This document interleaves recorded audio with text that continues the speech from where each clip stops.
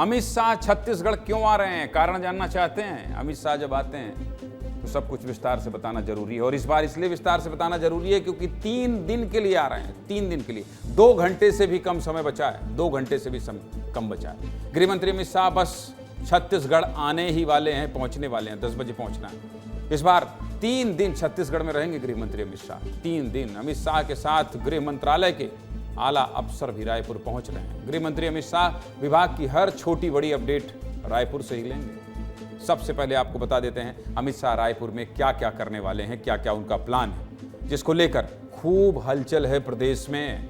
विस्तार से बता देते हैं। छत्तीसगढ़ में 3 दिन रहेंगे गृहमंत्री अमित शाह। इस दौरान गृहमंत्री अमित शाह छत्तीसगढ़ सरकार के मंत्रियों से मिलेंगे और मंत्रियों का 8 महीने का रिपोर्ट कार्ड भी देखेंगे। कानून व्यवस्था और सुरक्षा पर रायपुर में अहम बैठक होगी। इस बैठक में 7 पड़ोसी राज्यों के मुख्य सचिव और डीजीपी भी शामिल होंगे। जो अधिकारी नहीं आ पाएंगे वो वीडियो कॉन्फ्रेंसिंग के जरिए बैठक में हिस्सा लेंगे। इस दौरान नक्सलवाद पर विशेष बैठक होने वाली है।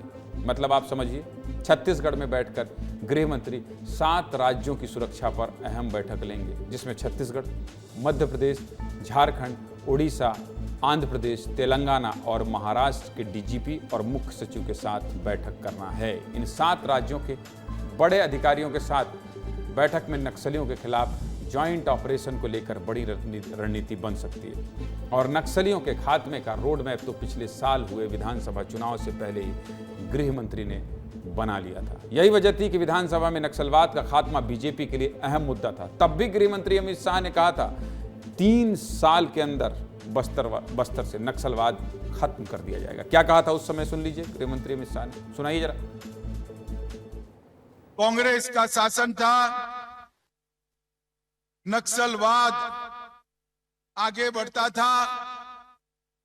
भारतीय जनता पार्टी ने नक्सलवाद से होने वाली हिंसा को 70% कम करने का काम भारतीय जनता पार्टी ने।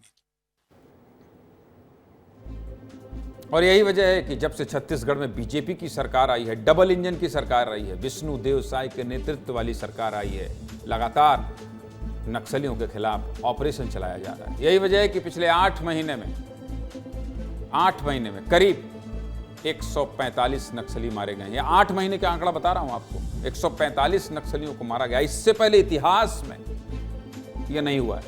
526 नक्सलियों ने आत्मसमर्पण कर दिया, यानी सरेंडर कर दिया, छोड़ दिया है नक्सलवाद। 633 नक्सली गिरफ्तार हुए। ये आंकड़ा पहली बार हुआ है, ये सब देश में इससे पहले नहीं हुआ है। और करीब 97 मुठभेड़ हुए। ये तो सिर्फ छत्तीसगढ़ के आंकड़े हैं। छत्तीसगढ़ के नक्सलवाद को लेकर मोदी सरकार हमेशा से सख्त रही है। पहले रिपोर्ट देख लीजिए, फिर आगे और विस्तार से बताऊंगा। रिपोर्ट दिखाइए।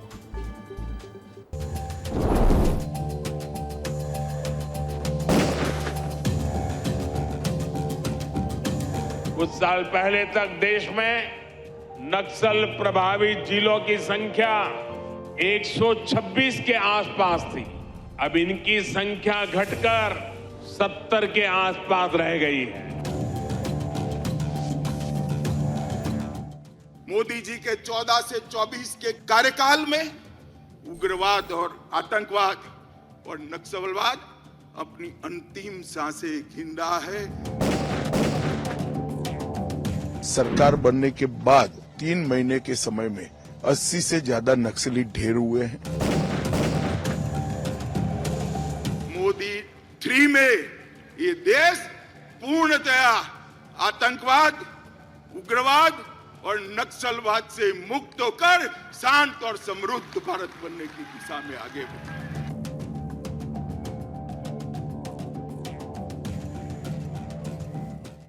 ये भाजपा है जो वायदा करती है उसे पूरा करके भी दिखाती है।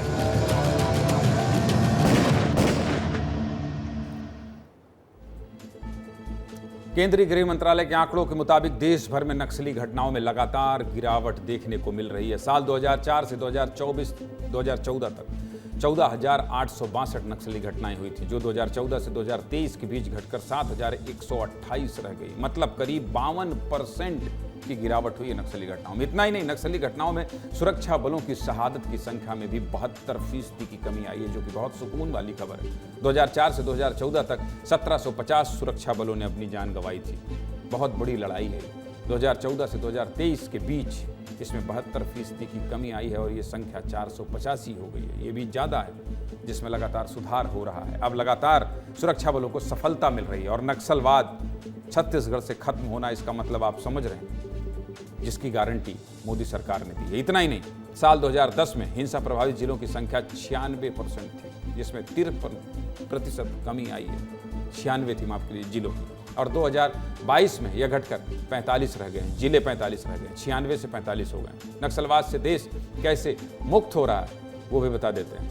मोदी सरकार लगातार नक्सल प्रभावित इलाकों में विकास कार्यों को नई रफ्तार दे रही है। विस्तार से देख लीजिए आप, इतने विस्तार से आपको कहीं नहीं मिलेगा कि क्या क्या किया है डबल इंजन की सरकार ने, केंद्र सरकार ने। मोदी सरकार ने नक्सल प्रभावित 90 जिलों में 4,903 नए डाकघर खोले। नक्सल प्रभावित जिलों में सरकार ने 1258 नई बैंक शाखाएं खोली हैं। ये सोच लीजिए, इससे विकास हो रहा है, लोगों को सुविधा मिल रही है। 1348 ATM लगाए गए।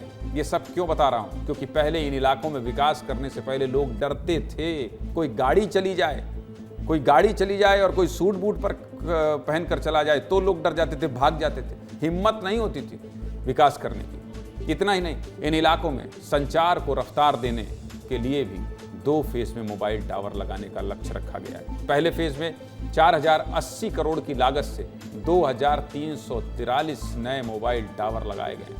2,343 नए मोबाइल टावर। दूसरे फेज में करीब 2,210 करोड़ की लागत से 2,542 नए मोबाइल टावर लगाने का काम चल रहा है। इतना ही नहीं, नक्सल प्रभावित इलाकों में शिक्षा के स्तर में सुधार लाने के लिए 121 एकलव्य आदर्श आवासीय विद्यालय खोले गए। नई पीढ़ी को आत्मनिर्भर बनाने और नक्सलवाद से दूर करने के लिए इन इलाकों में 43 औद्योगिक प्रशिक्षण संस्थान खोले गए हैं। ये बस्तर के विकास की गाथा बता रहा हूं आपको। जिस बस्तर को लोग समझते हैं कि आप वहां चलो तो बंदूक लिए नक्सली खड़े हैं और सीधे गोली मार देंगे, उस बस्तर में जो विकास हुआ ये बताना जरूरी है। और करीब 38 कौशल विकास केंद्र बनाए गए हैं। सरकार इतनी कोशिशें सिर्फ इसलिए कर रही है कि पीछे जो हो गया वो हो गया, लेकिन आगे आने वाले समय में जो नई पीढ़ी निकले वो मुख्य धारा में शामिल होकर विकसित भारत के संकल्प के साथ आगे बढ़े।